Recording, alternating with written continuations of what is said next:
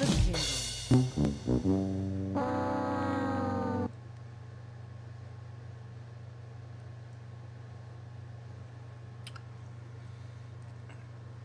right, hello everybody. This is the Sights and Sounds of Earth, and we're on a special early edition. The issues I'm having here is I've got to go to work. I've been called into work in the morning early. Um, I literally have to be at the station at 5 a.m. So I'm here. I'm kind of still finishing up my dinner here, and I'm going to go live for about an hour so we can catch up on what's going on, and then after that, that'll probably be about it. 45 minutes to an hour. But I didn't want to just not come on, so I'm here doing what we do. But I just want I want you guys to understand that why I'm doing this. I'm trying to get in a little early so I can get out early. I literally have to get up at 3:30 a.m. and I won't sign off of this broadcast till 9:30. So you can see where if I did a normal broadcast to 11 or 12 o'clock, I would end up with 2 hours of sleep. It would be terrible.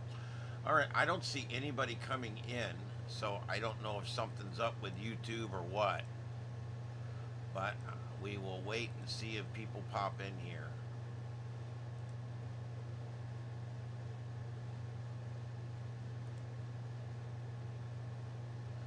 There we go. It just popped up. Some folks just popped in. Hello, everybody. All right, I'm still looking for live feeds. I'm short one, and I'm going to go ahead and turn that one off because it is from last night, and I don't like that. I like everything to be live. Right now, everything is live.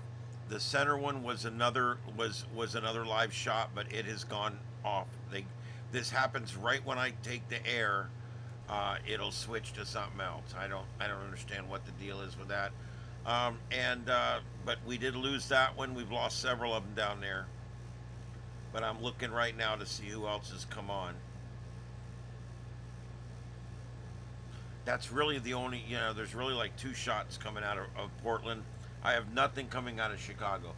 I don't think there's much going on right now, but who knows? All right, so what's going on in the world? Well, they've recalled a bunch of spinach because of listeria, so we could always start there. The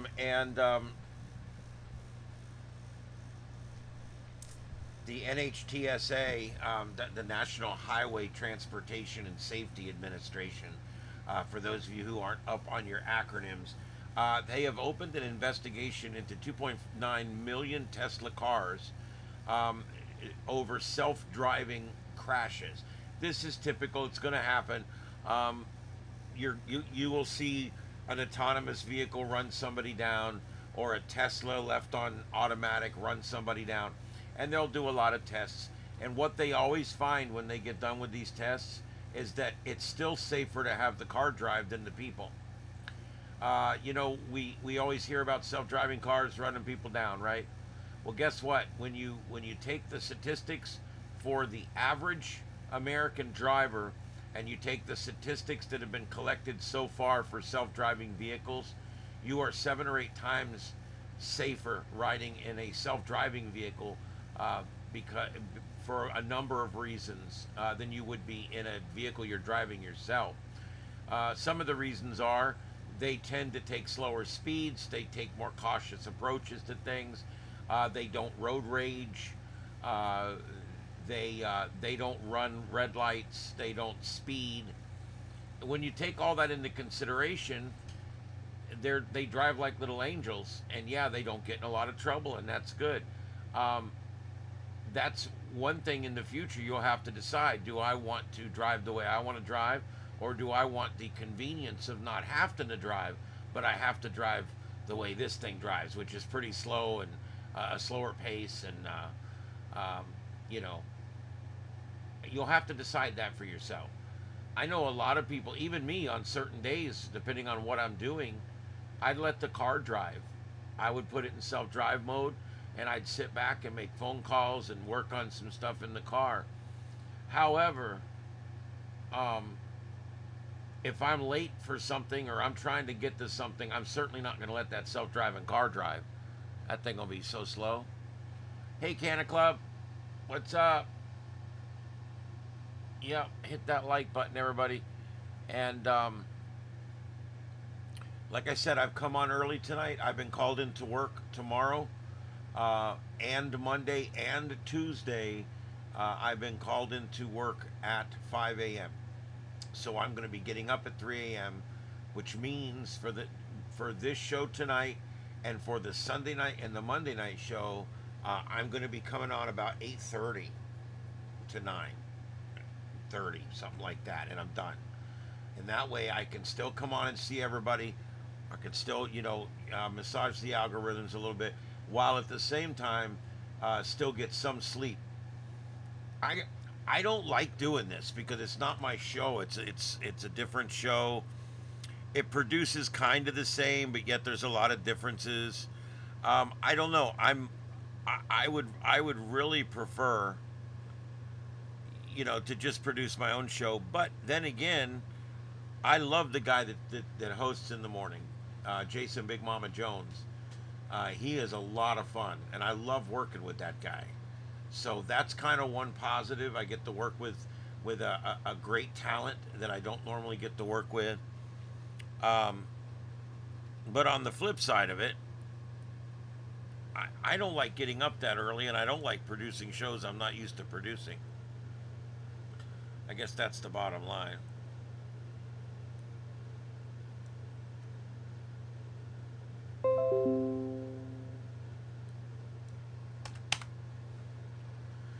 All right.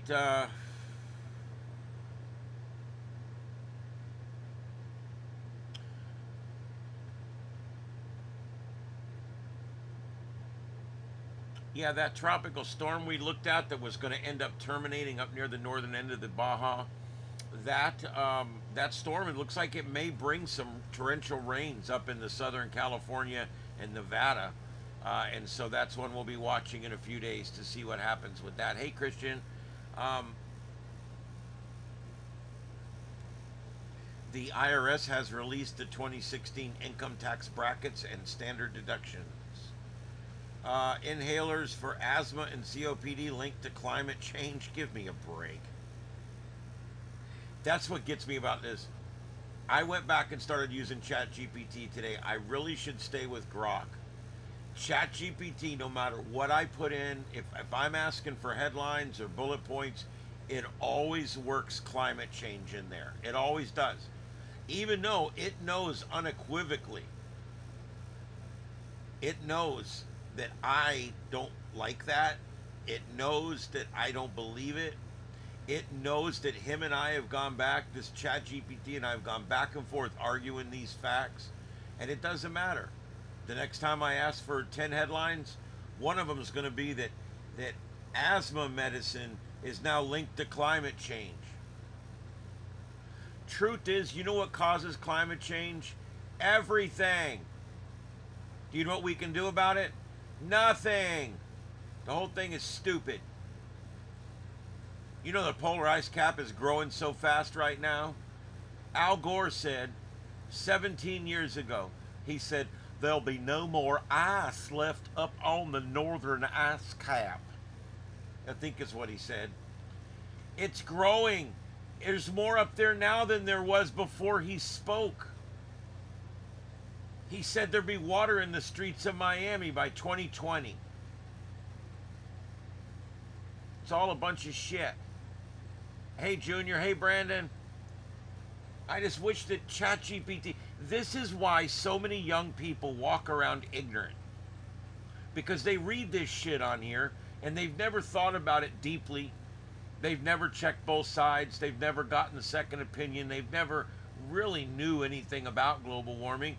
So they always just assumed it was right because, hell, every time I put something in the computer, it comes back with something about global warming. Well, sure it does. That's called propaganda. That's how indoctrination works. They just keep telling you the same thing over and over and over again. And I got to tell you, ChatGPT is bad for this. They're giving out Nobel Peace Prize tomorrow. Trump has been nominated. Trump has ended, stopped, or negotiated peace more in his first 10 months than over half the presidents in the United States. He has created more peace in his time as president than everybody since Carter combined. It's almost crazy when you look at the stats and the numbers. He deserves that Nobel Peace Prize more than anything in the world. And he's probably not going to get it because it's all that left-wing Euro trash over there. They give those things out. 3 scientists did win the Nobel Prize for medicine. Their breakthroughs that they had in immunology. But you got Donald Trump, who just, he's brokering peace in the Middle East. He's got peace brokering right now between Ukraine and Russia. That's still ongoing.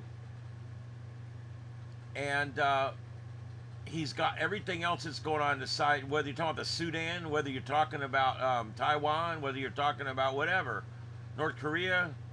It's all calmed down since he became president. He's brokering peace in all these places. I could have it pull up a list if you wanted to hear it of all the peace that he's brokered and all the deals that he's done for peace since he's been president both times. It's staggering. He deserves that Nobel Peace Prize 5 times over. And I want to bring your attention to the fact that Barack Obama won the Nobel Peace Prize and he had done nothing. He had done nothing and ended up doing nothing. He drone striked a bunch of people and killed them. He did a bunch of questionable shit overseas, but he never brokered any peace anywhere. It's kind of crazy when you think about it, when you look at it. The left has become the party of war and the right's become the party of peace. It's one of those role reversal things. He's a great negotiator, and that's what it takes. I don't care who you're negotiating with. It could be a bank robber that has 10 hostages. Okay? It could be the city council. I don't care who you're negotiating with. If you're a good negotiator, you can get it done. I work with a guy at work that was a hostage negotiator for the FBI, and he's told some fun stories. And you know, you think about this. It's the art of the deal. He's wrote books about it. It's the art of the deal, and he's really good at it. And all this time, we've been sending over these dud politicians that aren't good with shit. What we needed to do was find a real estate broker that actually knows the art of the deal and just set him loose, and that's what's finally happened.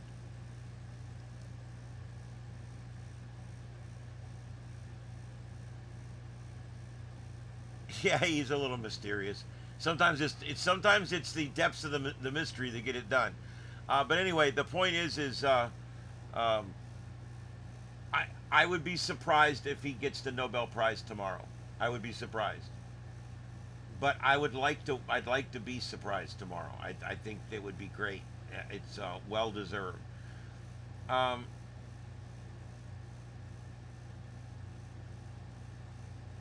The police have arrested the owner of a drug company tied to the death of 21 children due to contaminated cough syrup.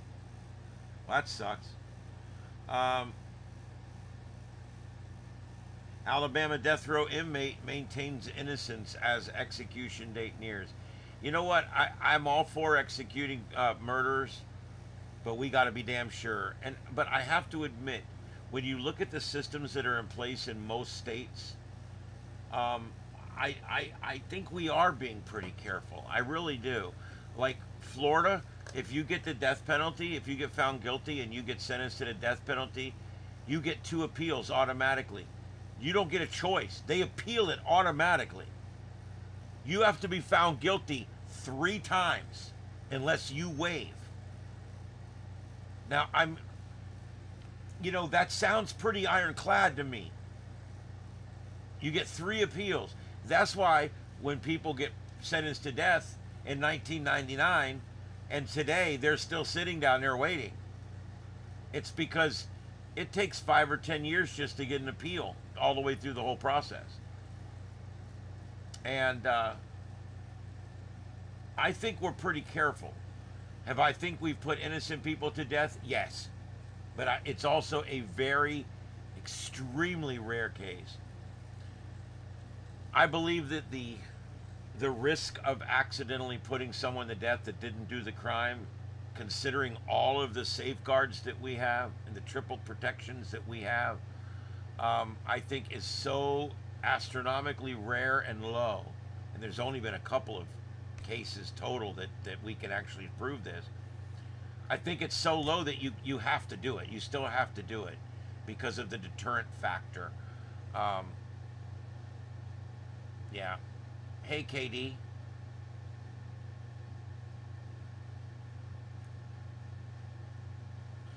Yep, no problem. I'm only going to be on until about 9:30 tonight. I'm taking it an early night. For those that just joined us, I'm working early shift and late shift at the station tomorrow, Monday, Tuesday.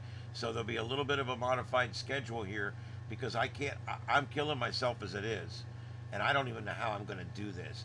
I may take a bye night. You guys may see a thing on Discord. Anytime I'm not going to be on or there's a schedule change or anything, it goes in the general tab on Discord. So, you want to keep an eye out there for any changes that you see coming up for this broadcast.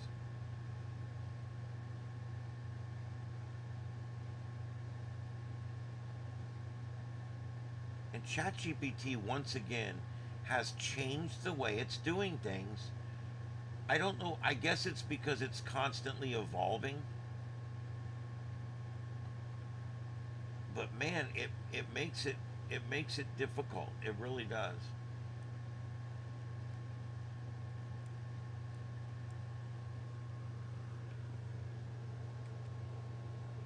All right.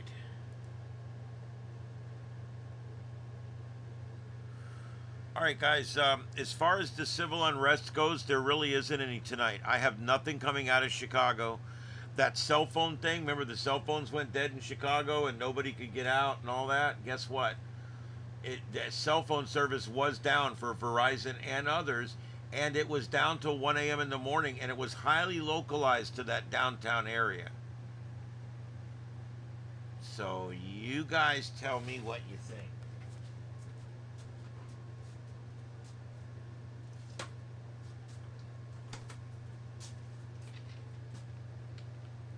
I think the government, I think some big cities, and also the Fed has the ability to shut down cell phones. And they completely shut down that protest last night. We couldn't get a single feed on that protest. People were checking other Facebook and different ones, and it was nothing. It was gone. Yeah.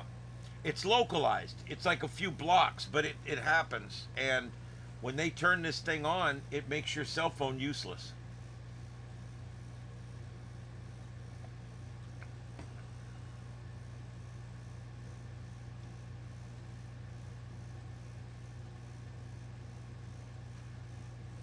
All right. As far as the tropics go tonight, there's nothing really to talk about. There is no new blobs. Hell, there's hardly any old blobs. All we really have right now, as you guys know, we've got Tropical Storm Jerry out there. And Tropical Storm Jerry here, I'll show you the graphic. Let me pull it up here.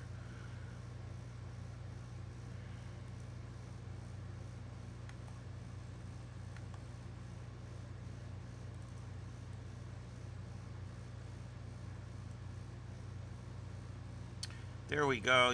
There we go, you guys.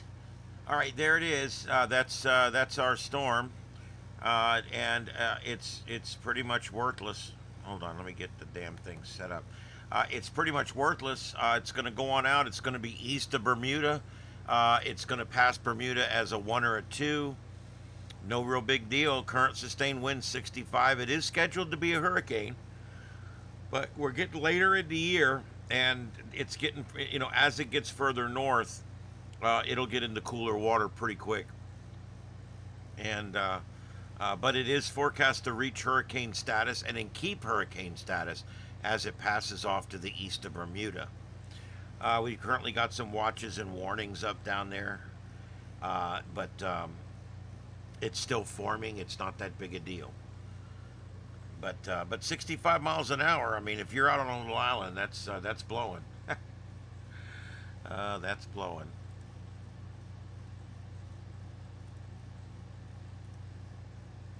Sorry, guys. There's nothing to show you on these protests. If anybody gets any links, put them into Discord. All right. So anyway, we use obviously we use um, um, Mike's weather page. I'm so tired I can't even talk tonight. Mike's weather page. Here's a picture of this thing. It's a machine. Starting to see some good outflow, and it's starting to breathe. You can see the little ripples all the way around the outside up here. That's all outflow, and this thing is a machine. It's churning. We may see an eye pop out, but again, it's going to move off to the north, missing all these islands, and go up this way. So.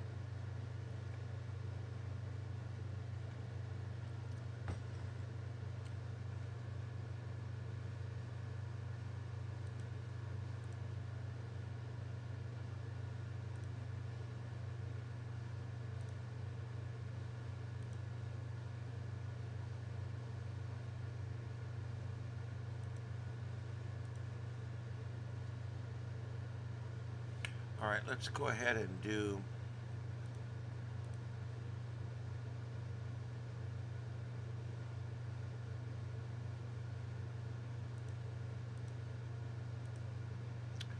Turn that off. And let me see if we get the radar Omega to come up.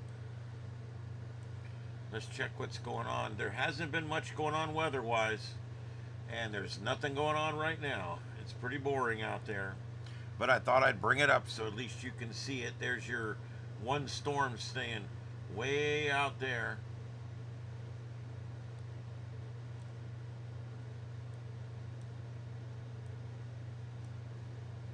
And there you go. There's really not a lot going on. We have no watches and warnings. We do have a few flood warnings, and that's it.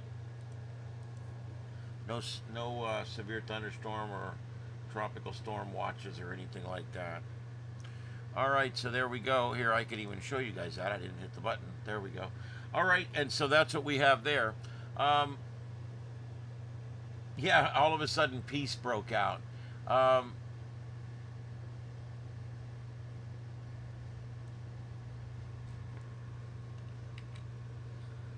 all of a sudden, peace broke out.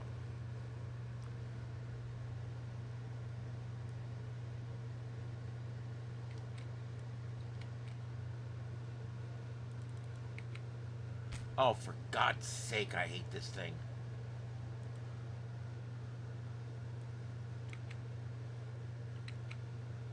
What the fuck is wrong with this computer now? I shouldn't have to copy and paste something 3 and 4 and 5 times to get it to work.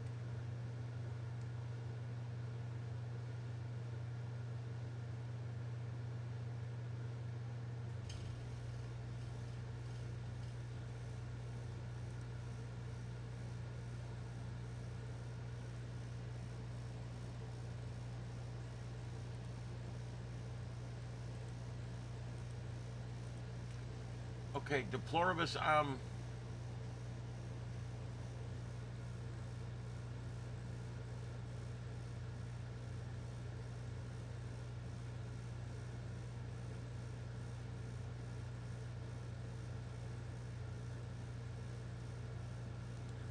yeah, I'm not really sure. I'm not sure on that. I looked it up. Um,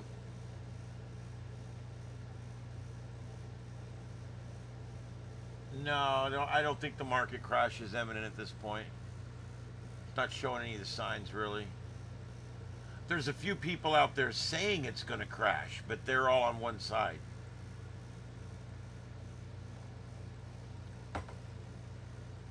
Oh, okay, yeah. No, I have not looked at that yet, but I have it in my show notes. I haven't even looked at my show notes. I've got like 4 days worth of show notes I haven't even gone through yet. But that is in my show notes. But guess what? I'm putting it in again on this one.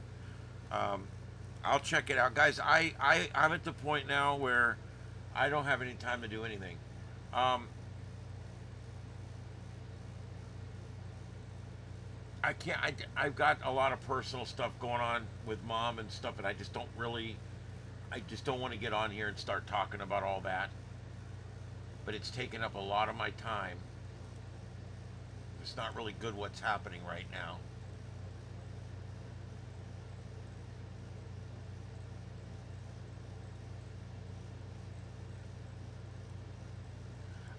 I'm familiar with that weather, the space weather thing you're talking about. I've watched. I think she's a female, if I remember correctly. Um,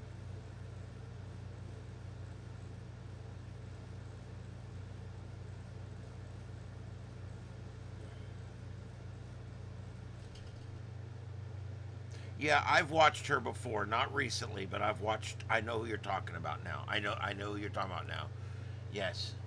Um, yeah, I'm going to. I'm okay. Hey, here's the thing. I got a fairly busy weekend, but I'm going to be able to get some blocks that I can block out for rest this weekend. But this double shift on Friday, Monday, Tuesday is killing me. I'm just telling you guys. Um, yeah, I appreciate it, Canna. There's improvement every day, and there's hope, and that's what you have. You know.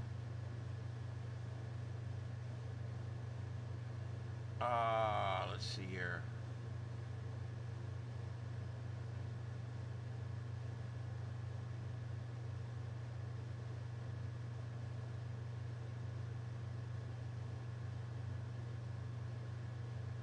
Uh,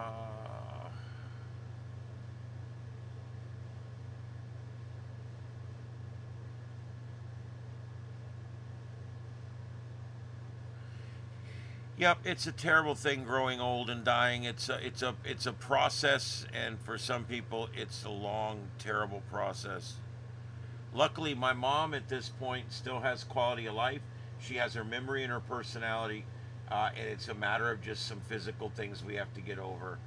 Um, but man, it just sucks.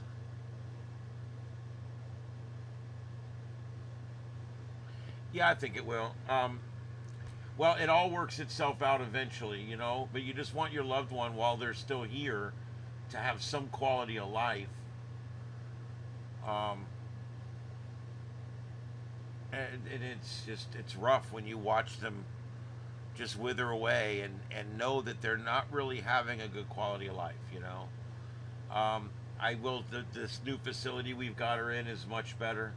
She likes it much better. And it should be good. We hope to have her home in 2 or 3 months. That's the plan.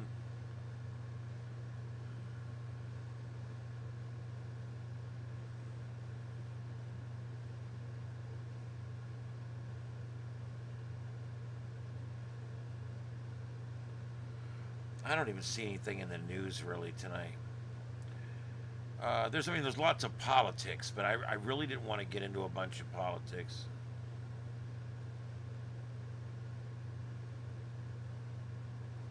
There's a million people pushing for Trump to get this Nobel Prize tomorrow. He's been nominated 1,000 times. This is a big deal, and if they say no, they're going to have lots of splaining to do. I'm telling you, but I know they're going to. They're going to say no. Um, they'll never give Donald John Trump. They'll never give him that award. I don't think. I'm hoping I'm wrong. I hope tomorrow I find out that he's got it and everything, and everything's great.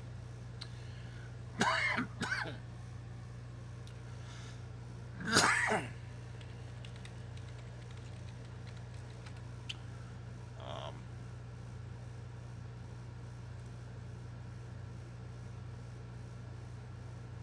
I do want to.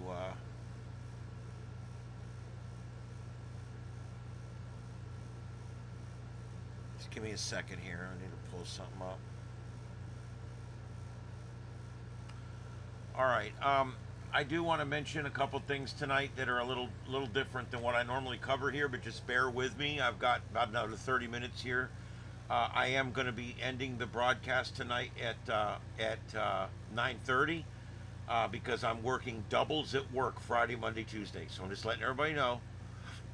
Um, yes, I would be very surprised too.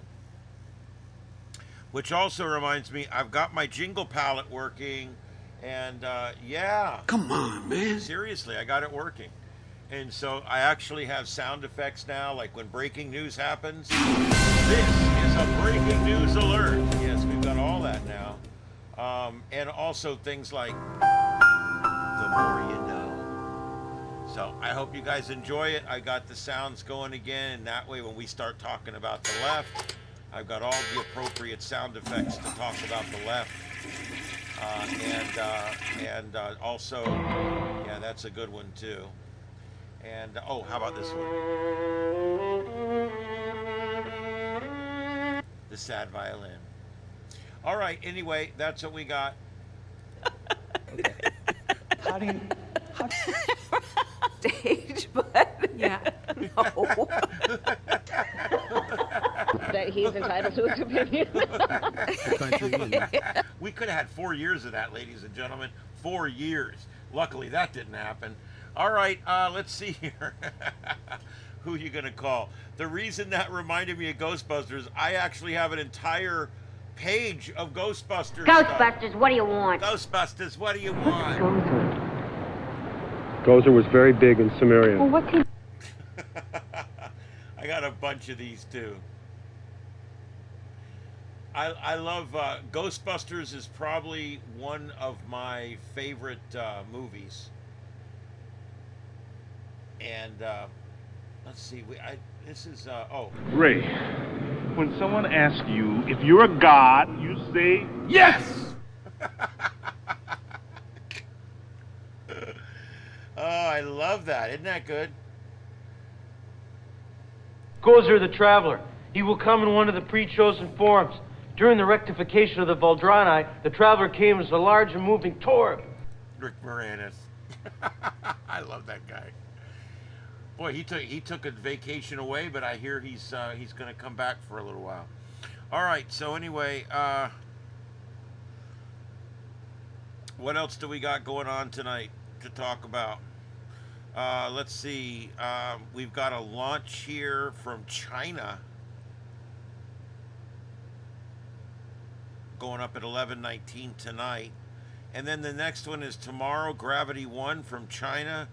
And then on October 11th, we've got one going up from Kennedy Space here in Florida at Falcon 9 on October 11th to Kuiper. It's going to be the third launch of the communication satellite for the Amazon Kuiper constellation on a Falcon 9 rocket. So there you go. That's your launch schedule.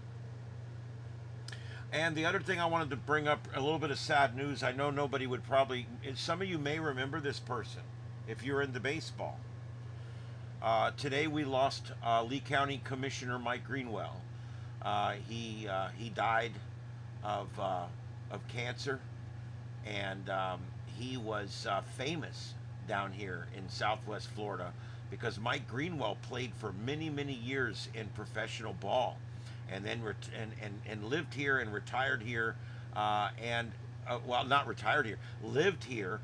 And after he got out of baseball, he created a thing called Mike Greenwell's, which was it was basically mini golf, a big birthday area, a big game room, the race cars, 2 different kinds of race cars in the back, go-karts, and it was one of those kind. Oh, and the pitching booths. Yeah, they had pitching, electronic pitching booths and stuff. It was one of those kind of places, and it was big, and he finally sold it out.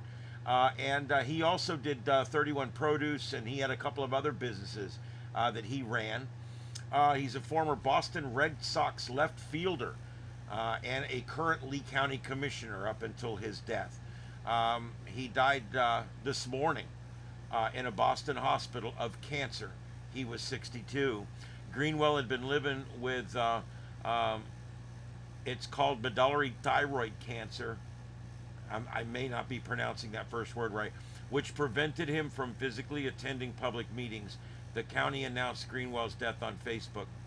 Greenwell died at 10:30 a.m. at Massachusetts General Hospital, according to his wife, Tracy Greer. After a long year fighting cancer, my dad passed away. It has been a long year for him, though a lot of pain and suffering. Now he can finally rest in peace. Thank you to everyone who's been keeping him in their thoughts and prayers. And that's from his son, Bo Greenwell. On July 22nd, in July of 2022, Ron DeSantis appointed Greenwell to the District 5 seat to replace late Commissioner Frank Mann, who died while in office. I don't think I'd want this seat. Mann died from pancreatic cancer, and Greenwell died from thyroid cancer. I swear the water is okay down here. And then Greenwell announced his candidacy for the office in 24 and won the election. So he was elected. He was appointed and then elected. He played from the Boston Red Sox from 1982 to 1996. It was a hell of a career, 15 years or so. He was inducted into the Red Sox Hall of Fame in 2008. In 1982, the Sox selected Greenwell out of North Fort Myers High School, my alma mater, by the way, in a third round of a Major League Baseball draft. He spent his whole career in the major leagues with Boston. Greenwell was a two-time All-Star 1988 Silver Slugger Award winner, and he was then inducted into the team's Hall of Fame in 2008. Oh, and then the rest is just all the reactions from here in Lee County. He's going to be sorely missed. I got to tell you, a lot of people love this guy here. I didn't always agree with him politically, but he did a good job. Looking out for us, I think, and of course he was a great baseball player. He's a great entrepreneur that created and ran long-running local businesses here that employed lots of people. And I think about all that kind of stuff. All that stuff's important. You can be a baseball player, that's great, but he started 3 businesses here and employed a whole bunch of people. That to me is great too. And then of course he became a county commissioner and was very active on the board when it came to conservative issues and growth, preparing for growth and things like that. And so, yeah, what a shame. I hate to see that. That's it is what it is, man. You know, as you get older, you start to watch all the people that are your parents' age die off. And now I'm 56 years old, so I'm starting to watch my contemporaries die off now. It's a little surreal sometimes, because instead of talking about people that are 20 years older than me or 10 years older than me, I'm now talking about people that are just a few years older than me or my age now dying of this and that and the other thing. And man, it really puts things in perspective, you know, as you get older. You take all this shit for granted when you're young. That, you know, I'm happy, I'm going down the road, I'm going to live forever. And then as you get up into your mid-50s, you start to realize, man, time is finite. And you really start doing what I'm doing right now, which is trying to reformulate my life so that I can enjoy the rest of it. You know, make sure that I can make the money I need to enjoy it. And I have something like YouTube where I can travel. You know, I got to tell you guys something. My goal here, and I've told a lot of you this, and I've told several of you this in private too. My goal here is to not sit in this studio the rest of my life. I'm building a big van, and I'm going to have my whole editing bay and a bed in there, and I plan to take my show on the road, folks. I'm going to do live drives every day. I'm going to drive to a new park every night. I'm going to show you guys state parks all over the whole country. We're going to do everything I do now, but I'm also going to be traveling while I'm doing it, and that's the goal. And the only thing holding me back right now, other than a commitment here, you know, with family for the next few years, and a commitment with that show that I produce for the next few years, Once those two commitments are in the rearview mirror, I will be gone from here, and I'll be living in the cabin, and I will be building my van so that I can start traveling. And so that's why I'm trying to get this YouTube channel. 5 years of hard work on this thing, 5 years of really putting in 100%, and I'm getting there. It's doing good.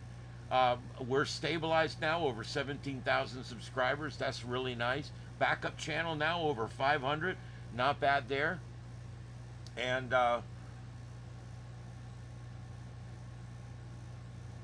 yeah. So I basically, you know, I'm at the point in my life where it's like, I don't know how much longer I'm going to live. I'm 56. If I sit here for another 10 or 15 years, I may not get to see anything left. And I want to use what's left of my life to go and see things, go to places I've never been. And although it looks like I'm destined to do it all by myself, at least I'll get to do it. I'll bring Ed Earl with me, but at least I'll get to do it. And, you know, that's what's important, is to take whatever life you have left and make the best out of it. Because you never know when you're going to die. I mean, Mike Greenwell was 62. I'm 56. He was a freaking baseball player. He was 3 times healthier than I ever was. So things like this worry me. And so I'm just going to keep working every day to create a channel here that becomes popular, more popular, that will make enough, because I don't ask you guys for money. Like, I think you guys realize that. I don't ask for super chats. I don't do donation drives. I don't ask for money from viewers like you. I don't do any of that. All right.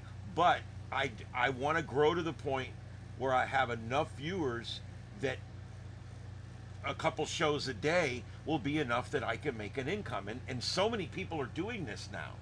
I'm surprised. I go online and watch all the stories of all these successful YouTube creators. And that's what I really want to be, a successful YouTube creator. And so here we are. We're doing it. And thanks to you guys, thanks to my my loyal followers, those of you in blue up there, you guys know. Carlotta's in here. You guys know, been with me for a while. Junior, and Coco, and Red, and Deploribus, you guys know. I'm going to keep right on going. I'm going to keep right on pressing ahead. And eventually, when we get the enough numbers, I'll move to the next step. But that's the plan right now. That is the plan. We spend the best years of our life working, and then when we finally get to the point where we don't have to work anymore, there's nothing left of our body. There's nothing left. And so we have to try to go visit the Grand Canyon while we're 70 years old and we can't walk. It sucks. It sucks ass, to be honest with you. Yeah, and so we're building something here. We're building something here. This is great. And I'm working on a plan right now for you guys, where it's kind of like a level program, and I've got some stuff coming up, and I may even do subscriptions eventually. It'll be extremely cheap. It'll be like, I think 99 cents is the cheapest. I'm going to do something like that because I've got a few reasons behind that too. I think we've got a winner here. I just got to keep pushing it along the tracks. That's all. A travel stream would be fun. I'm wanting to explore all the fun parts of life, different things, different weird things, crazy places to go see. And I'm not talking about, look, it's the Grand Canyon. Look, it's Carlsbad Cavern. Look, you can go online and see all of these. I'm wanting to go to places like the macabre, places like crazy museums, or weird towns, and strange places, and the paranormal and scientific. I want to chase the long line towers across the Midwest. That's all the old radio towers and stuff. There's so many neat things to do out there that most people don't think about or don't do. And I want to go do it. And I want to bring you guys along with me when I go. So that's the plan. The studio here is great. And I'll probably always have a studio either here or in Georgia, or both. But for the most part, I want to be in the van on the road. And the way I'm going to build it, it's going to be like a little camper van. If you could picture a small camper van, about the size of a plumbing truck. You know those new tall boy plumbing trucks, the new big plumbing trucks, like the Ram. I think Ram makes one, and Chevy and Ford are both making one now. Sprinter. One of them's called a Sprinter. Anyway, those are the ones I'm looking at. Those vans are big enough to put me a bed in the back. I'm only 5'7", so I don't need a really big bed. And I can put me a bed in the back, and I'm gonna have me a two-sided console where I'll be able to sit and have all my computers and basically have a setup like this where I can go live in the evening and we can do our show. I'm sure by then Starlink will be so cheap I'll have a couple of them on the roof. I'm gonna have solar panels. I'm gonna have batteries. My goal is to be completely off-grid and self-sufficient. And then I'm also going to have like directional Wi-Fi antennas and stuff that I have the ability to use on the roof. It's also going to be fully equipped for ham radio and set up for contesting. And it's going to be really cool. And it's going to be me and Ed Earl, it looks like. But it'll be fun. I'm looking forward to it. I'm looking forward to just being free. I've never just been free before. Where tomorrow, where are you going? I don't know. I've never been able to live like that, and I almost want to just go on the adventure, you know.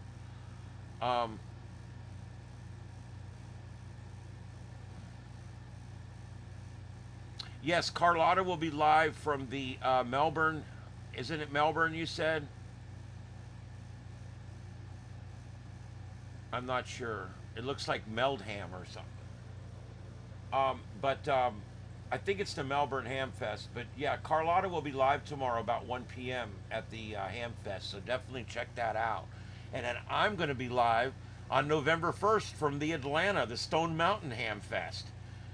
So that's going to be cool too.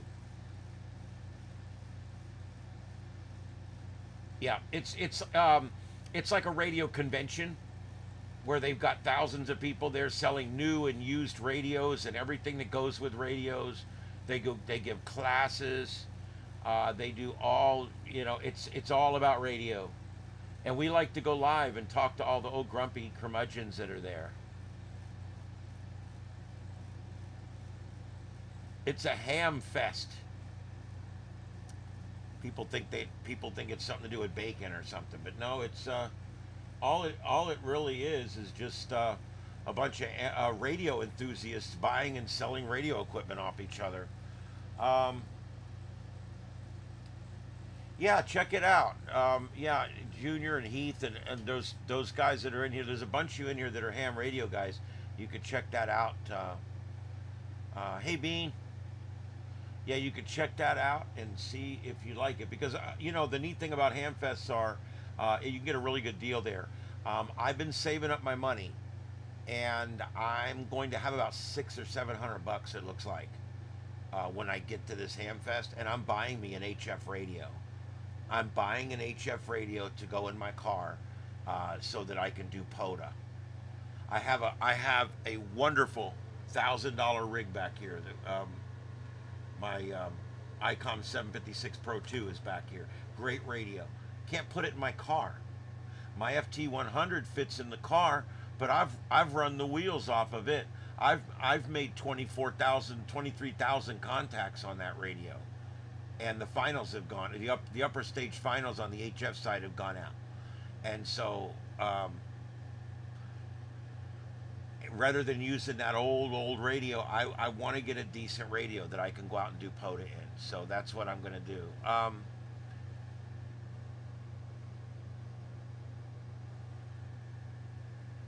Yeah.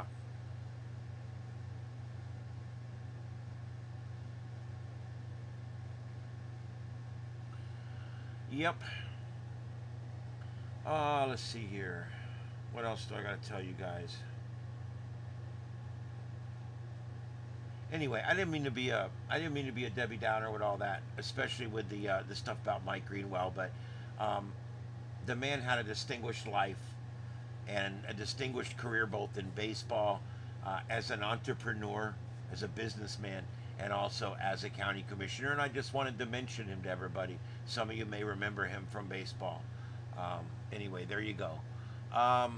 He's a bit of a legend around here, and I have a funny feeling that that's going to continue now. Now that we've lost him, there'll be even more stuff attributed to him and named after him and stuff like that. Yeah. Anyway, it's nice to know you leave some legacy behind. This YouTube channel will be my legacy that I leave behind. I don't even have kids to leave my shit to, but I'll have this channel that I can leave, and for all posterity, hopefully, YouTube will keep it safe, and all my stuff will still be here. You know, when I started doing the ghost hunting thing, we did 206 episodes on Justin TV, and then they went out of business. We lost every episode of that show. They just folded up one day. The domain was gone. We still to this day don't know what happened or where all our videos went. We had 2 years worth. No, it was more than that. It was 4 years worth of video. 4 years worth of Saturday Night Paranormal. And no, actually the first year was on a different service, and we lost that too while we were on Justin TV. And but Justin TV was like, it was the YouTube of the time, and we didn't think anything was going to happen to it, you know. And then one day you wake up and you go to do a broadcast, and your broadcast platform's gone. Now, we don't think about stuff like that today with YouTube. I mean, my God, it's YouTube. It's going to always be here, and I'm hoping that's the case. I'm really hoping that YouTube is always here, and so that that my shows and my presence on YouTube here will be my legacy that I leave behind. You saw geese flying south today. Well, there you go. Yeah, we got a little bit of a nor'easter.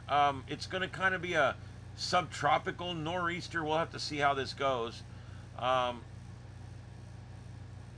we got what you're talking about first, and then we've got a tropical thing that's going to come up behind it. Yeah, it's an early season nor'easter, but it will still bring colder than normal temperatures for a bunch of the country. We, down here, the big story this week that Matt Devitt, our meteorologist, has been talking about for 3 days now, is we're getting our first cold front. We've already had a few dry fronts where it dries things out a little bit and you can almost feel the difference. But this is an actual cold front.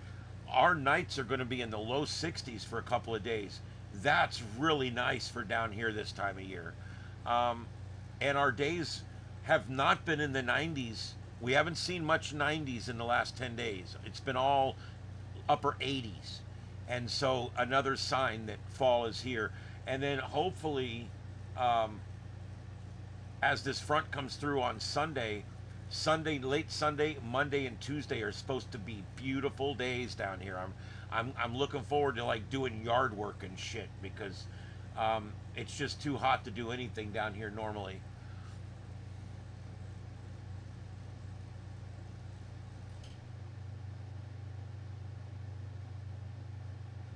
Yep, and so that's what we got there. As far as the rest of the weather, there's not a lot of severe weather outlook even in the next few days. It's here, I'm pulling it up now so I can see what the outlook looks like.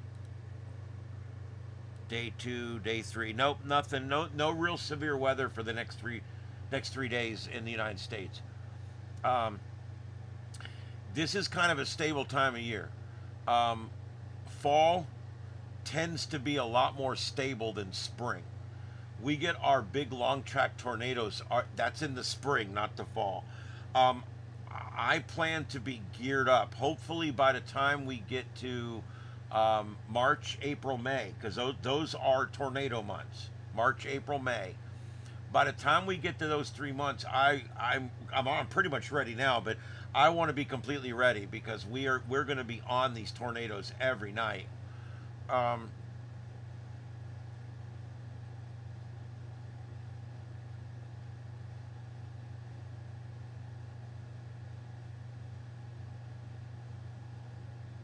Okay, I don't know what you mean. It's snowing on Chrome here in South Florida currently.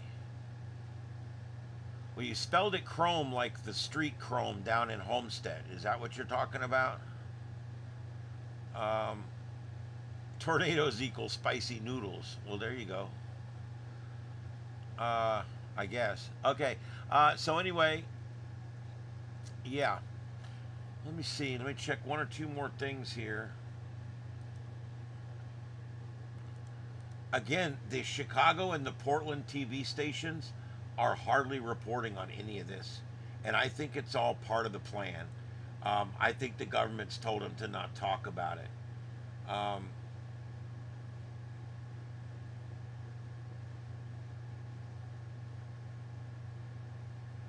Schadenfreude.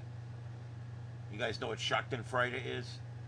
It's a German term that means taking pleasure from another's pain. And it's funny, the Germans have a word for that and we don't. I would think we would have a word for that. But anyway, next time you see somebody taking lots of enjoyment from someone else's pain, they're suffering from Schadenfreude, just so you know. No, Alaska.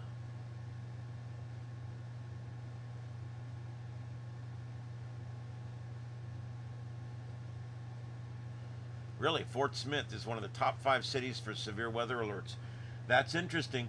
I know that there is definitely some parts of the earth that gets more severe weather than others, but in the grand scheme of things, when you add in hurricanes and tornadoes, and you add in earthquakes, and you add in blizzards, and you add in volcanoes, and you add in all of the different calamities, hail, if you add in all the different, oh, and by the way, in the desert, extreme drought and things like that, when you add in all of the calamities that Mother Nature, being the earth and the weather, can bring you, the risks are almost the same no matter where you go. You go to Florida, much more likely to get killed by a hurricane. Not very likely at all to get killed by an earthquake, though. So everything kind of evens out. You go to California, earthquake, yes, hurricane, no. And everywhere you go, you'll find it's about equal. It's even like you go to California, you can get really bad storms along the coast. But then when you move inland, you get mudslides. Then when you go on the mountains, you get snow on top of the mountains. I mean, so when you start looking at it, no matter where you live, there is risks. There's risks anywhere you live in the country. You could say, well, I live in South Dakota, nothing happens there. You remember last tornado season? North and South Dakota got their ass handed to them 50 times. That big tornado we chased that I've got the clip up for was in the Dakotas. So, I mean, you might think, I'll find a good place. It's not that bad, you know. I'll find a place that's relatively safe. Good luck. Good luck. You can go to Buffalo. No tornadoes hardly. No hurricanes. Not many earthquakes. Great place to live, right? But you'll get 14 feet of snow. And you'll have to have a hatch in your roof so your family doesn't die. So like I said, no matter where you're at, everything is relative, okay? When you get to one part of Texas, it's more hurricanes. You get to the other part of Texas, it's bad brush fires. You get to the other part of Texas, it's extreme droughts. So no matter where you live, you're going to run into these natural disasters, no matter where. And I think the danger is about the same no matter where you go in the country.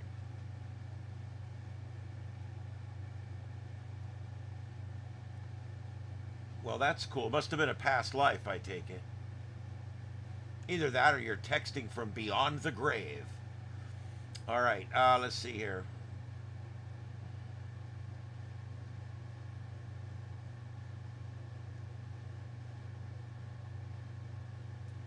National Guard troops have been deployed to the suburban Chicago ICE facility, but the legal battle over their use outside the facility continues. Chicago, they're looking at isolated rain showers today and a cold front coming through Friday. So they're going to have colder weather in Chicago over the weekend. That might affect, believe it or not, people don't like to protest in bad weather. I know that's crazy. It's like, well, don't these people? Isn't it a big deal to them if they're going to come out and protest? Yeah, but they don't want to protest in the rain. They're not going to protest in a blizzard or a snow. You know, so who knows, right?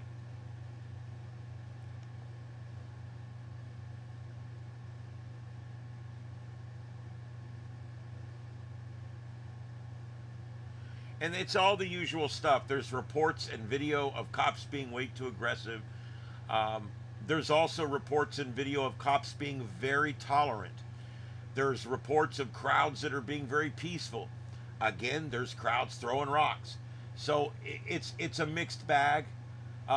Basically, every group of people has some of them that are acting poorly, and unfortunately, that's the case here.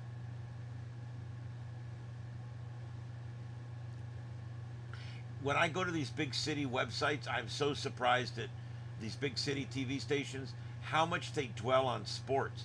It's funny because here in Fort Myers, we don't have any sports teams, and we don't care. It's like we don't our website. You got to go click the little sports thing way over here if you want to hear sports.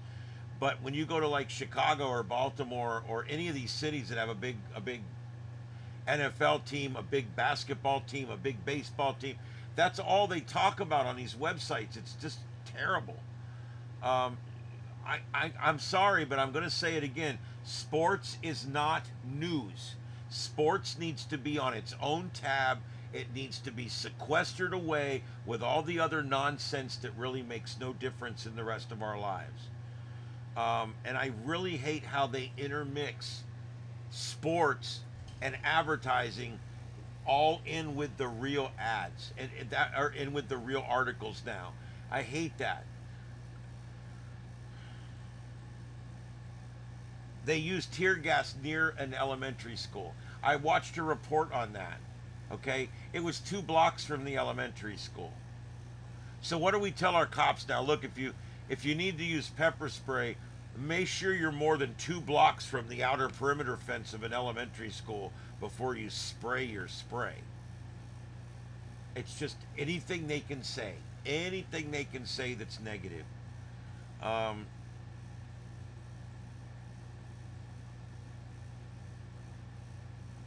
More operations going on. That's really all they say about that entire thing right there.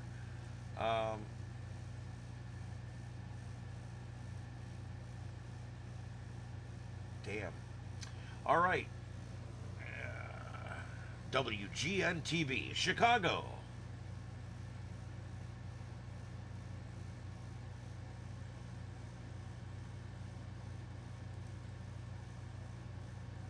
What is this? A federal judge on Thursday partially granted a temporary restraining order against the National Guard deployment. Yeah, we know about that.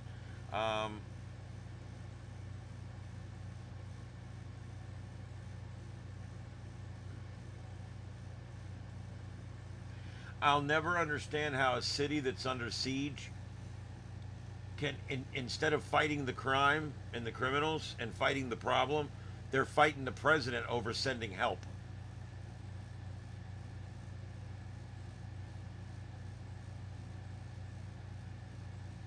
Yeah, remember that thing we talked about a week and a half ago where there was those racks of cell phones? Remember that? And they saturate and do all kinds of stuff. There's those too. This may not have been the government doing it. It may have been, they might have been using this as a test opportunity or something. Minnesota for Christmas. See, I would love, I'll tell you what, I'll go up there for Christmas with them. That sounds like a lot of fun. And you can come down here and do this show in the heat. No, Minnesota, I would love to go up and look. I actually applied for and tried to go to one of the Antarctic expeditions where they stay down at those facilities down there, and they look for, every year they hire people to go down there and monitor equipment and work on stuff, and they train you what to do and everything. And I wanted to go so bad. I applied year after year. I wanted to go, they would. I had an associate's degree. They're wanting bachelor degrees. They're wanting people that already know how to work on the equipment, or they're wanting people that have already worked in those environments. They're wanting people that are probably more physically fit than I was. And so I understood. I mean, I wasn't bitter about it, but I really wanted to go. I love extreme environments and extreme climates, and I really wanted to spend a winter in, well, it would be a summer in Antarctica. And I wanted to, fly in down there and spend some time truly away from the world, and then fly back out, and just as an experience once in my life, I don't know. There's a lot of neat things about that, but I would love to go and go to an extreme. I would love to be in Buffalo for one of their famous 14-foot snowfalls. I would love to be there for that. Now I've reached a point in my life where my body can't handle that anymore. I can't walk in 3 foot of snow. I can't be out in the cold very long. I've reached a point in my life where I'm not able to do it. But there was a time when I would love to just be in a very extreme environments.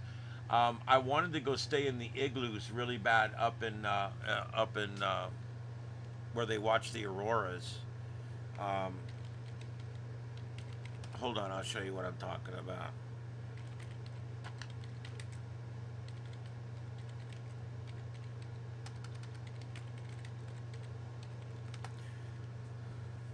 If I could pick a bucket list place to stay anywhere on the world, this is probably it.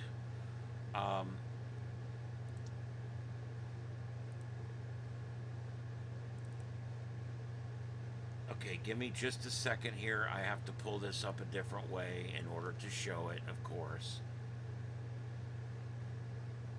Okay, give me just 1 second to set this.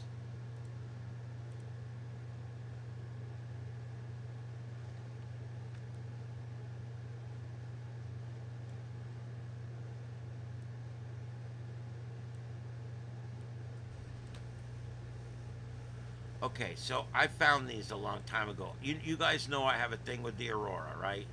I've always wanted to see the aurora.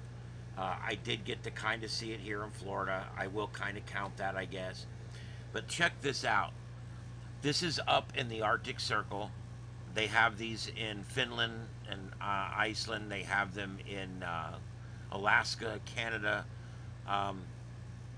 They're igloos. They're glass igloos, and they're designed so that you can lay in your bed and look at the northern lights overhead all night long. These are heated to like 60 degrees. And you have no idea how much I want to go stay at these places. I mean, you talk about a really cool thing to do. Could you imagine being able to stay in a place like that?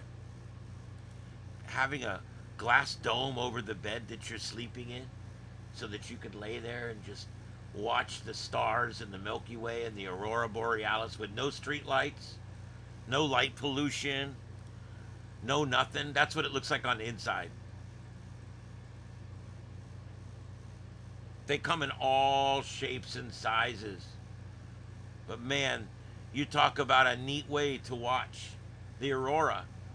Now, these are way out of my price range, but if I get good enough on YouTube, I might actually be able to earn me and maybe somebody else a trip up there.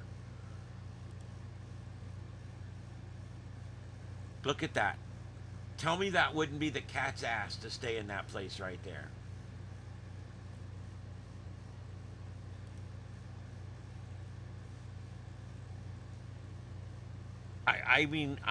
This is really like major bucket list shit for me.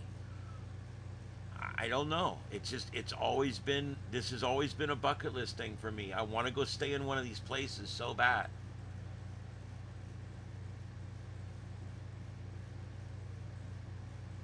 It had warmed up to 80 below. I love it. Here's some that look like pyramids. What did this thing do? Did it jump?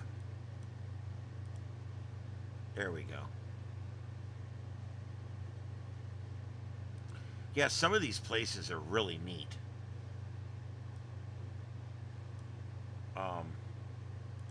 Look at these. Isn't that cool?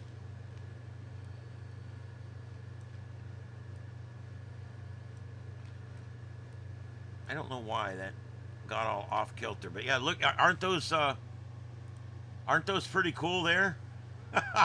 Tell me that wouldn't be a neat place to stay now. I'm sorry, but I just really want to go stay at these places, man. Look at that. That's your bed that you sleep in.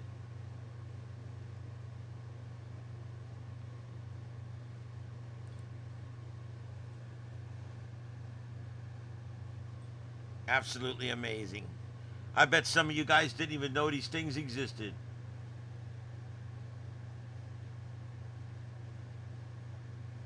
Oh, I would love to have my rig up here. I'd stretch a long ass wire out, put it on my end fed, and man, yeah, man, CQ Arctic Circle.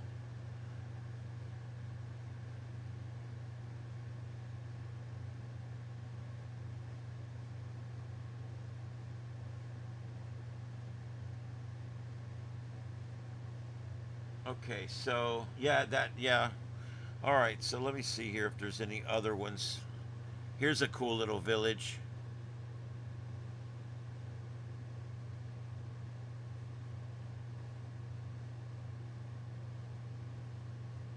If you're shy, you might want to keep your pants on. I don't think when you're up there you really care. They don't heat these to like 75 degrees. They heat them. It said in the one brochure I saw, it said the website. It said they heat them to about 60 degrees. In other words, you got to do the rest. You wear a light jacket in there, or you cover your bundle up, whatever.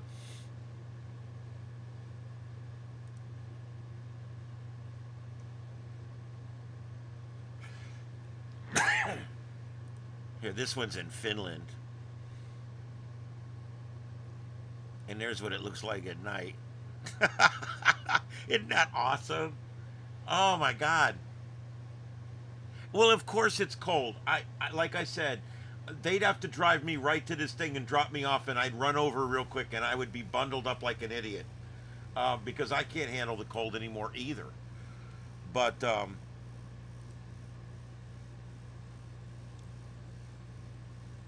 that's the layout of one of them, so you can kind of see what it looks like inside. Ooh, I kind of like the glass on this one. Look at that. That's pretty neat. I can just sit here all night and look at real estate. Oh, here's one for the whole family. That's for, if you got puppies. Look at that. Is that crazy or what? It's like a whole village of igloos. It would be the best way. But here's the thing. You can spend all this money and go up there in the wintertime. Fly into here, puddle jumper to there, snowcat to here. And then when you finally get to where you're going, you could get there and sit for 7 days and no aurora. There's no guarantee you're going to get to see the show. So that's the other thing. I don't know if I can handle saving up my whole life to go do this, and then when I finally do it, I get screwed.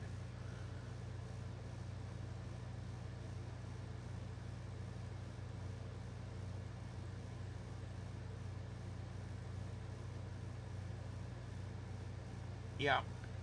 Yeah, they're drilling through that ice. There's all kinds of stuff under there.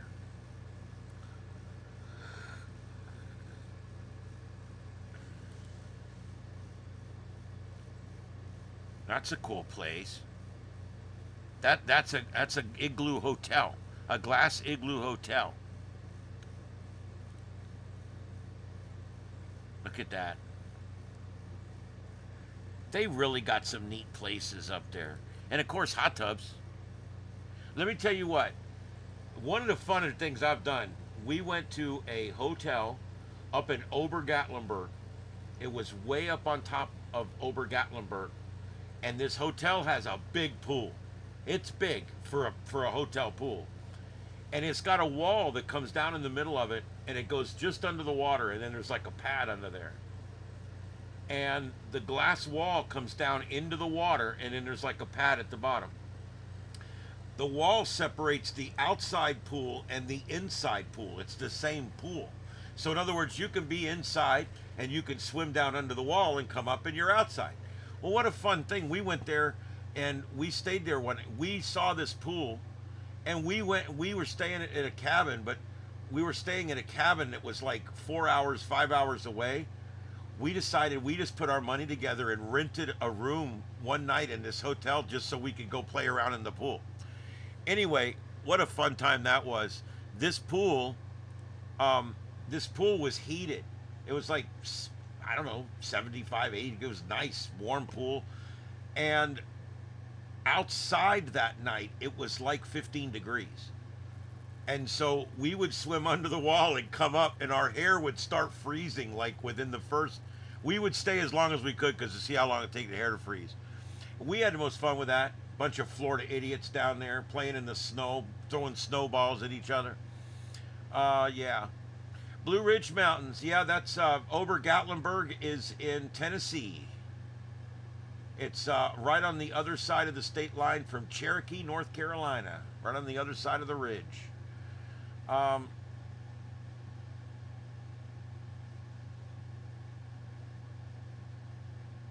Gatlinburg.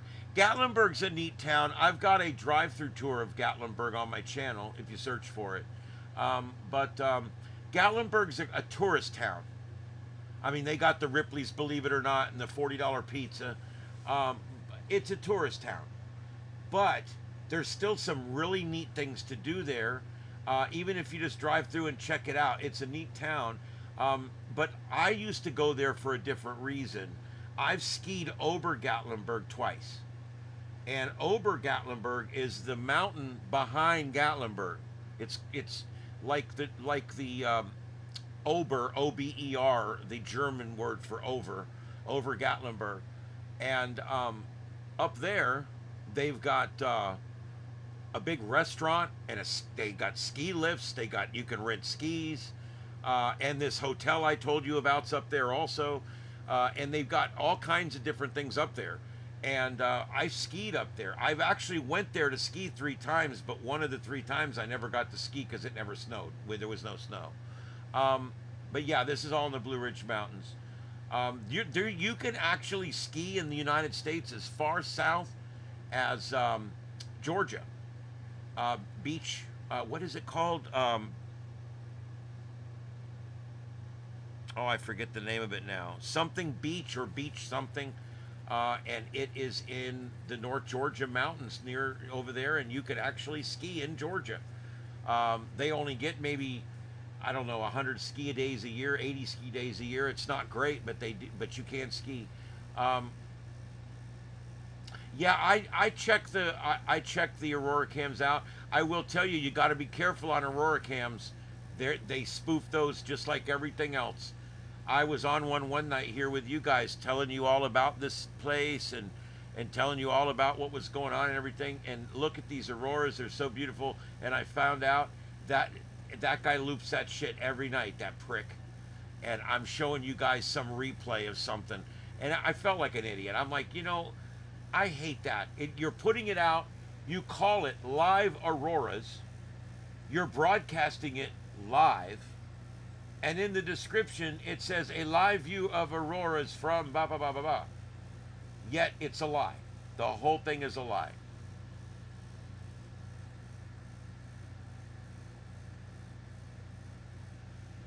Sky Valley, yes. I remember hearing about that. Yeah. It's hard for these southern ski resorts. It is.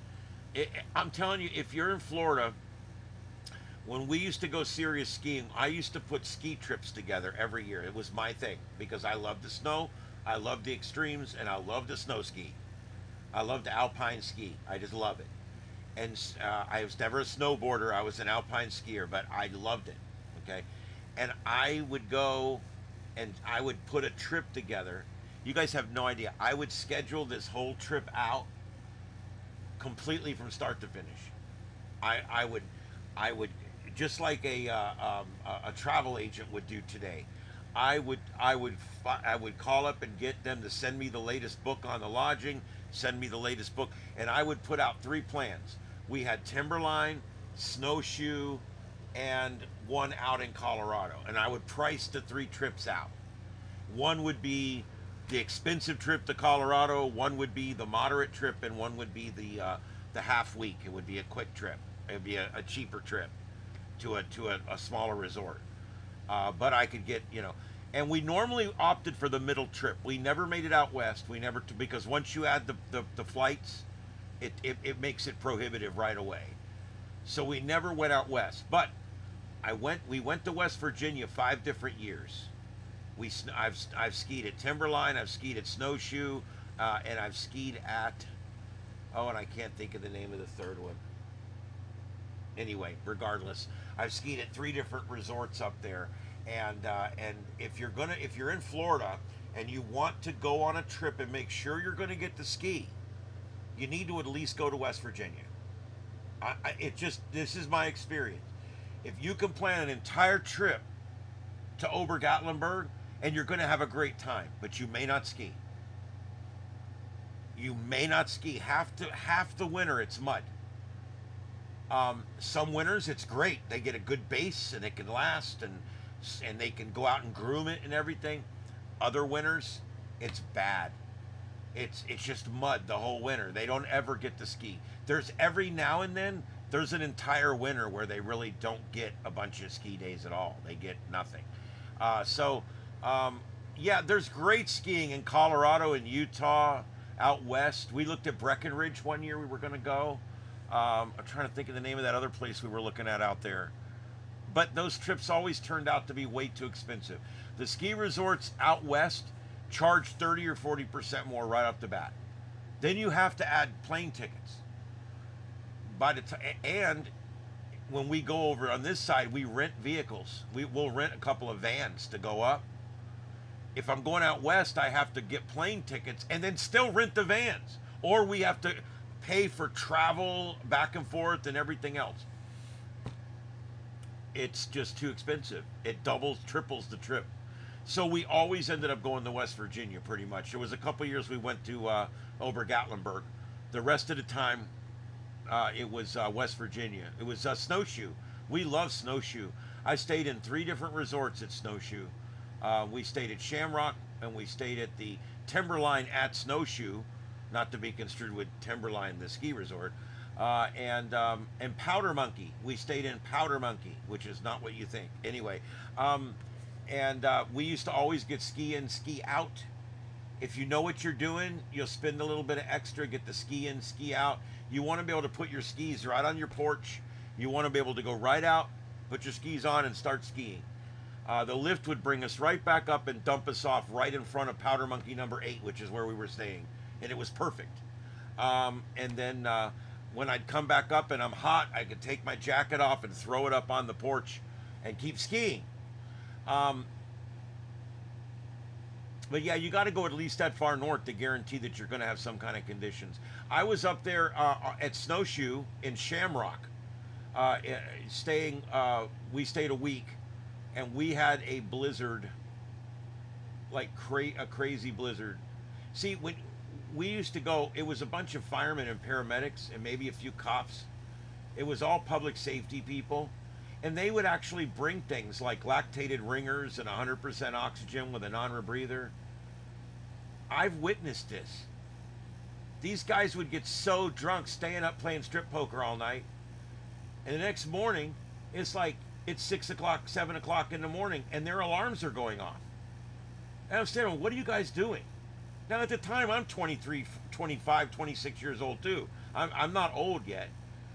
And I'm like, I can't believe how can you get up? You just went to bed 4 hours ago and you're drunk.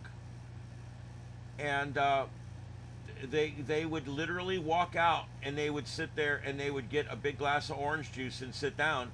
And one of the medics would come over and start a lactated ringers on them and run a line on them and run that bitch wide open. And then they would put them on 100% oxygen. And about 15 minutes later, they would run to the bathroom and piss, and they were ready to go to the slopes. I've never seen anything like it. All a hangover is is hypovolemia, which is not enough volume, okay, and it is a lack of oxygen, a low pulse ox.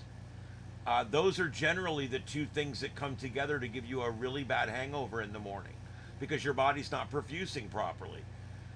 Well, these people, they'd start a line on you, and I say these people because I didn't get that drunk, and I didn't need any of that bullshit, but it worked.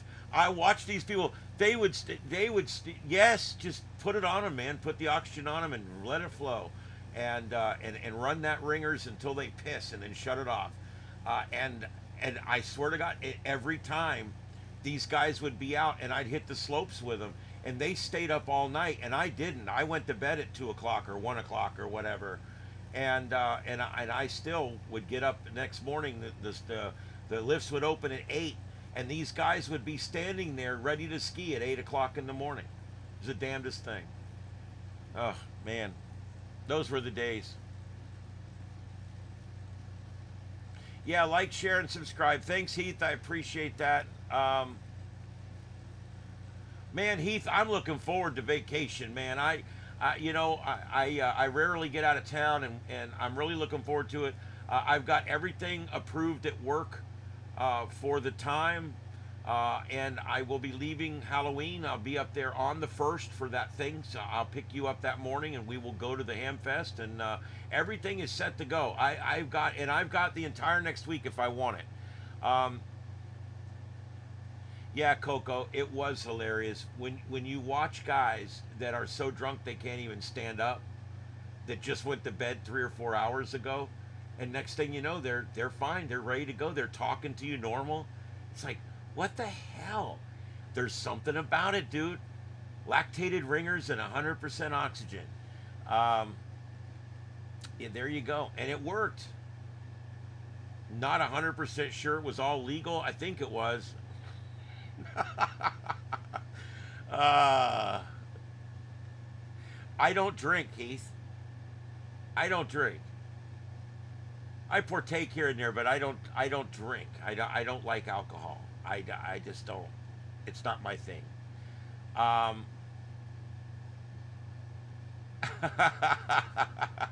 need the ringers and the oxygen, but I didn't drink. That's me. Yeah. All right, guys, I'm going to be signing off. I hope you guys enjoyed it. I hope you... I went 30 minutes longer than I was going to, but that's okay. That's all right. All right, everybody. Is anybody last minute? Put it in real quick, and I'll respond to it.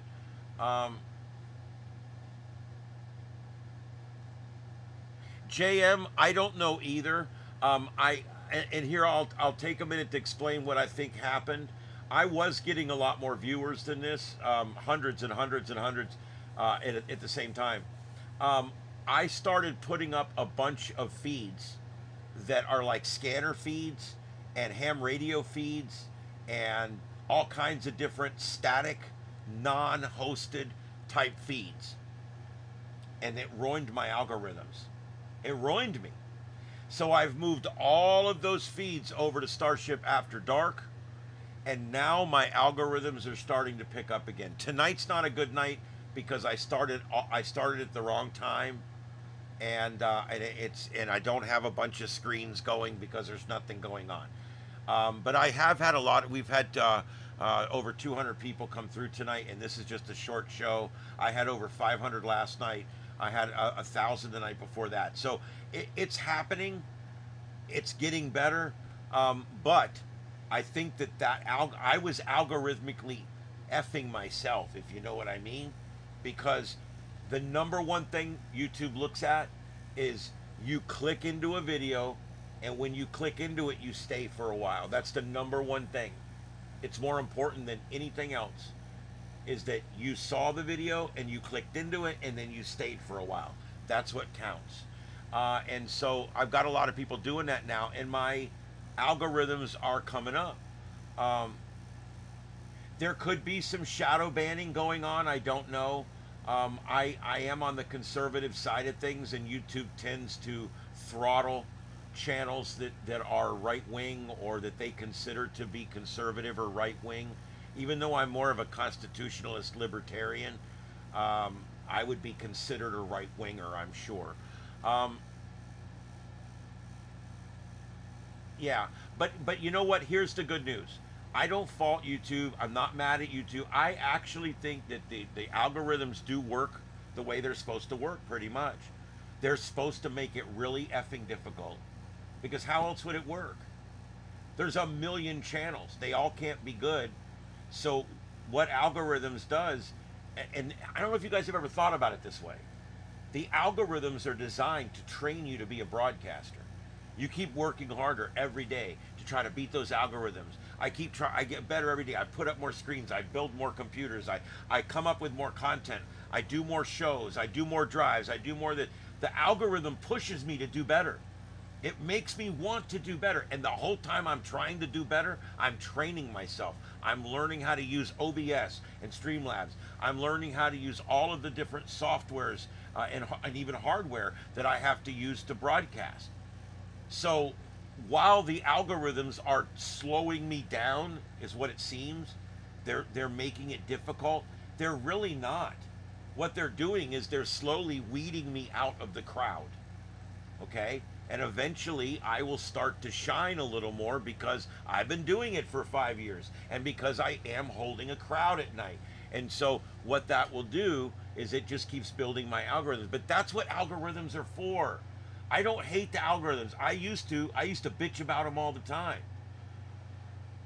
But I understand them now. And even though I still haven't quite gotten ahead of them myself, I do understand them. I've been watching a lot of videos for creators on how to do things with the algorithms, and we're doing a lot of things right here on this channel. All right? And so as we do these right things, we will get to the point where things will work better, we'll get better in the algorithms. We're holding above 17,000 subs. That's not bad. It does start to move faster as the numbers go up. It starts to grow exponentially faster. I'm hoping that happens. It did. I went from 10,000 to 17,000 really fast. And then all of a sudden it slows down, and that's where I think that shadow banning started. But also that thing I was doing screwed it up too. I'll take full responsibility. I don't really care. As long as we get it fixed and we keep moving down the tracks. Yes, well, Pam, that's the way it works. When you're nobody, the algorithm's up your ass. It sucks. It's terrible. It beats you down. But as you start to do good and you learn how to do it, and you're doing a lot of shows and you're providing a lot of content, the algorithms tend to start shining on you. And that's how they separate the wheat from the chaff, or whatever they call it. That's how. And you have to have that. You can't just promote everybody that starts a new YouTube channel today. Could you imagine? You would never find good content. The only reason we find such great content on YouTube is because the algorithms do that for us. They weed it out so that you find what you want that's of the quality that you want. And so I don't know. I think we're doing good. I get a little depressive sometimes about it, you know, but over the last 3 or 4 or 5 days, I've started to really become more positive about it, because I'm seeing my numbers start to get back up there a little bit more again. Yeah. And typically, you know, I don't mind sharing. One of the things we do on my radio show that I encourage there, and one of the things we do here that I do here, is I like to pull the curtain back. You know, we get told from upstairs, we get told no matter where, if you're working a big company, they'll always tell people, don't ever break the fourth wall. Don't ever show them behind the curtain. That's a rule in Hollywood. You don't ever break the fourth wall, meaning you don't ever look at the camera. And you don't ever, and when you think about it, you know, when you think about it, don't ever pull back the curtain. Why?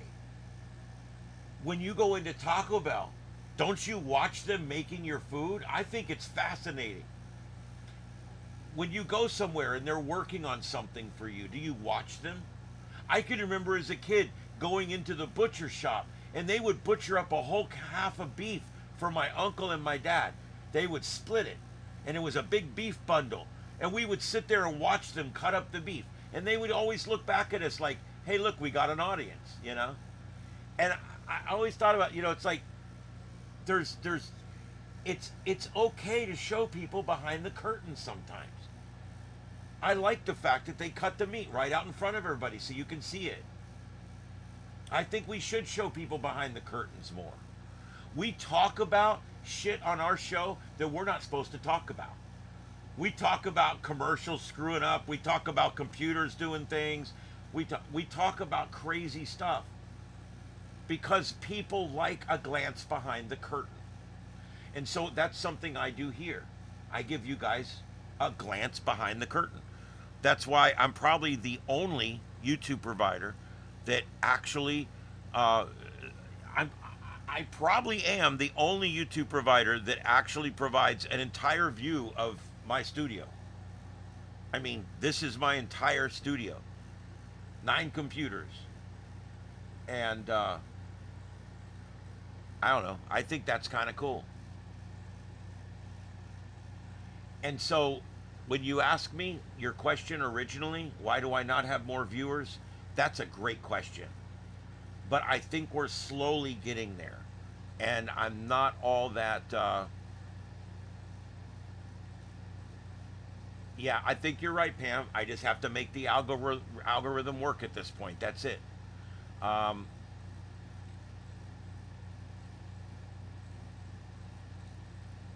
Yeah, there's a lot of mainstream media on YouTube now, and I prefer that it doesn't feed me that stuff. All right.